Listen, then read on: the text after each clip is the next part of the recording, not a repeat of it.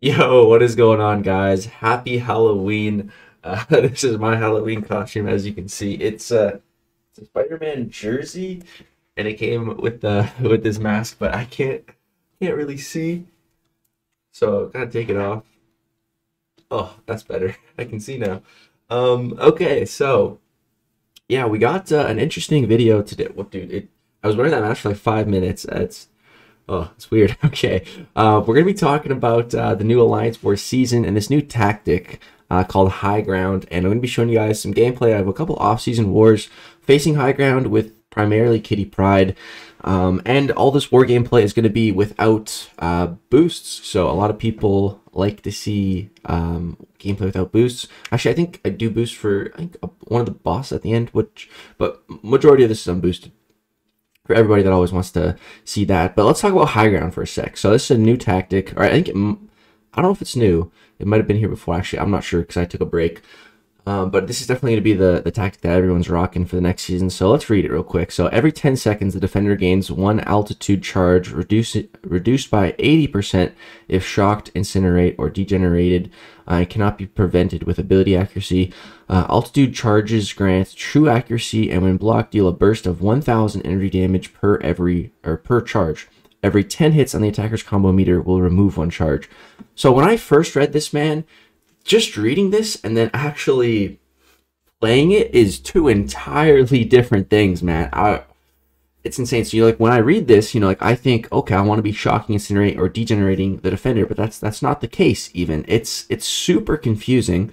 First of all, and second of all, it's insane, man. I think if you incinerate, shock, or degen them, they actually gain these charges faster. Again, still, I'm not even like sure. It's extremely confusing, but what we've seen from testing so far, that seems to be the case with Human Torch. Also, so these just keep building up. So they can have like 7 charges, and then boom, they get hit into your block. Boom, that's 7k damage. When I first read this, I think, okay, that's gonna be a lot of damage. But like as soon as they hit into your block, like then it's fine. Then all those charges are gone, right? No, the charges stay. So if they get up to 8 charges and they do a 5-hit combo into your block, that's 8,000 damage for each of those 5 blocked hits. What? I think that's ridiculous, man. I think as soon as they deal the block damage, they should lose their charges. But no, the only way to remove them is with combo hits. So it's very weird, but that's the tactic we're going to be dealing with. But because of that, I think Kitty Pryde is really going to shine with this new tactic. So here we have some Vigorous Assault, Arc Overload. So we're jumping here with Kitty Pryde. So Professor X here is going to be unblockable right from the start of the fight here, because he's going to start with that regeneration. So he's just starting out the fight unblockable. So I'm looking for an opening. Boom, get one. Looking for another opening. Now that I have a couple of prowess to work with, it's a lot easier to find my openings, and I can play a lot more reckless because I know that I have my phase to rely on. Right there, we kind of hit it. We kind of both missed. But there you can see each of those blocked hits was doing 1,000 damage with all of those altitude charges, which was very annoying.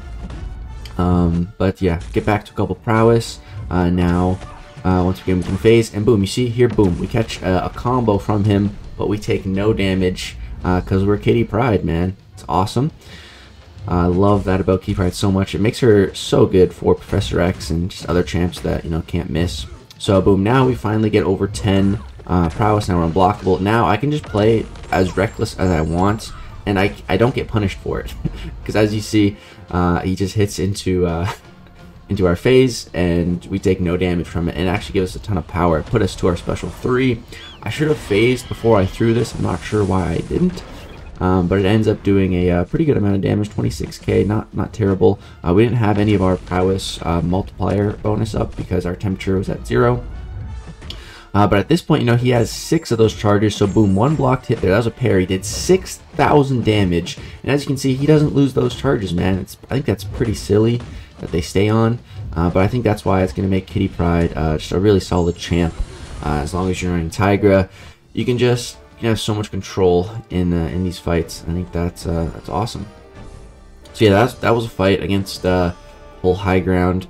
I think Kitty Pryde did a pretty good job. Obviously, I'm still not super accustomed to this new tactic, and I didn't even know I only realized after like watching this gameplay back that that the charges don't go away. Like, they keep stacking up and they keep dealing damage through your block. I didn't even realize that until I actually watched the footage back, because I didn't think it would be silly enough to actually work that way, but it is. It's great. If this tactic gets nerfed before the season starts, I won't be surprised, or if it gets toned down a little, I won't be surprised at all. So next up here, I just throw on a regen boost because I have some in overflow, because I don't really use a bunch of those ones, and we have so many boosts from the compensation packages that they're just in overflow. And I got suicide. I'm running suicides in off season, of course. I run suicides for pretty much the entire off season. It's pretty nice. And so yeah, just pop a regen boost because, you know, Doom, not the most suicide friendly champion. And yeah, you can see it's pretty annoying. We're just taking a lot of block damage throughout the fight with that high ground tactic. Of course, Doom's block proficiency is amazing. Normally, you don't have to worry about block damage, but against this global, you do. But this Nova goes down pretty quick, and then we can get back to the Kitty Pryde gameplay. So, as far as like my actual, because it's 4Loki's actually decided to do wars in off season. You know, before I wouldn't even place defense for 2 weeks. The 2 week off season that we get, I would literally just think of it as a vacation, and I wouldn't even look at war. I wouldn't join on war attack. I wouldn't join on war defense. I just, no thanks, man. I've had enough during the season. Wouldn't mind taking a break. But since we had a bit of a rough season, we decided that we're gonna start clearing off season wars as well, just so that we don't get rusty in the off season, you know. So I was told to take the Nova and that Professor X. I didn't. Pete could have taken this call, but I decided to take it. Reading the notes, I was a little worried because we have a heal block, and so he just fully starts the fight out unblockable. But it doesn't matter because we're Kitty Pryde, man. It doesn't matter that we're heal blocked either, because when we're phasing, we take no damage, so we can avoid a lot of our suicide damage. And yeah, just built to that special too, and that's lights out for Cull. Less than 30 seconds, and he started unblockable. Like, you can see, Kitty Pryde, it doesn't matter. You know, it doesn't matter if they're unblockable. And if we play how we just played against that Cull Obsidian, we can totally avoid this global. Because as long as we don't take a blocked hits, then it shouldn't matter. And then there's also just this Guardian chilling here that Lizer asked us, me or Pete, one of us, to finish it. So I was like, yeah, sure, I'll finish this. Kitty Pryde, obviously not who I typically go for in a Guardian fight, but she's not bad for it. We're going to become unblockable, so he won't be able to auto block our special attacks here, which is great. We got the Fury from the node. We're phasing. We got prowess built up, and boom, she destroys that Guardian with class disadvantage. That was pretty great. And so here we have another off-season war. So on this one, there was a M.O.D.O.K boss, and we're thinking about who to test on it, because we know Killmonger's good, but with this new global and everything, and I don't remember, there was 2 other champs that I think we wanted to test, but I told players, I'm like, dude, I think Kitty Pryde can be amazing for a M.O.D.O.K boss, because, you know, think about it, what's annoying about M.O.D.O.K? You know, his auto block. Well, Kitty can just be unblockable, so we won't even have to worry. So yeah, I did throw on some mutant boosts here. I think I might have thrown on a 30% boost as well, just because I really wanted to showcase.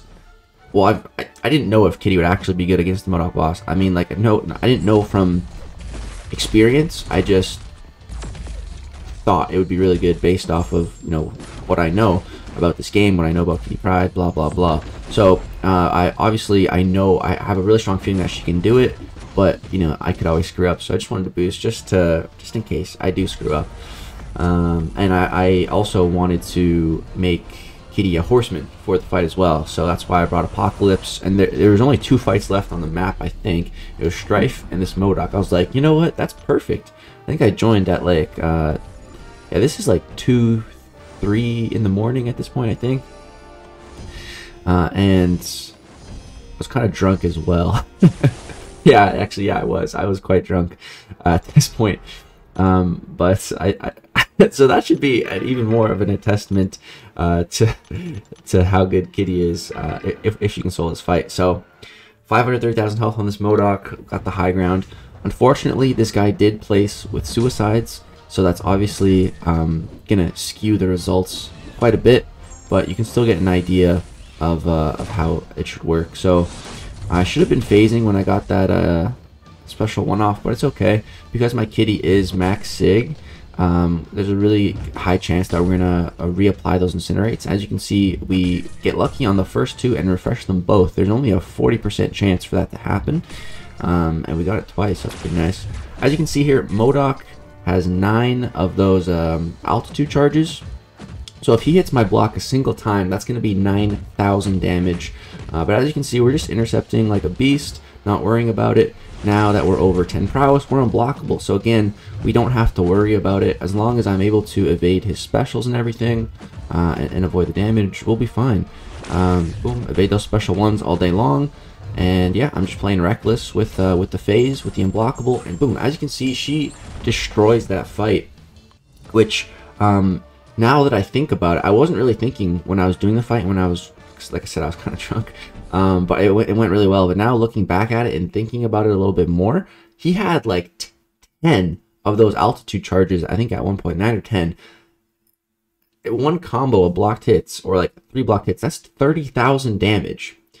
I didn't even think about that in the fight. If I would have known that, maybe I would have played, I mean, I probably would have played the exact same, but yeah, that's, if you're going to be fighting a M.O.D.O.K boss like that, and he has all those charges, the block damage is going to be insane. You definitely want to be running someone that doesn't have to worry about any kind of block damage. So yeah, I think Kitty Pryde is just going to really be a shining star this season, I think, which is fantastic because, you know, Null and Hercules keep on evading me, and those were it was Null, Hercules, and Kitty. Those were like the 3 champs I was really thinking about rank 3. The 3 champs that I've thought about taking rank 3 the most. All 3 of them have like everything, all the criteria that I'm really looking for in a rank 3. And I can't get Null or Hercules, but we got Kitty at 6200, so yeah, I can't wait to rank for her. And I think we'll actually be able to rank for her before the season ends. Once Cyber Weekend hits, I'll definitely have enough for rank 4, and it'll be her. And yeah, I'm so excited to crush it with her this season, but very also excited to see if Kabam tones the global down a bit, because it is pretty ridiculous. But if they don't, at least I got Kitty, man. So yeah, I think this next season of War is going to be a lot of Kitty Pryde stuff. Let me know what you guys think, first of all, of this global, and second of all, of the Kitty Pryde gameplay. If you guys did enjoy the gameplay, I would appreciate you dropping a like. Thank you so much for watching. Peace out, guys. And happy Halloween.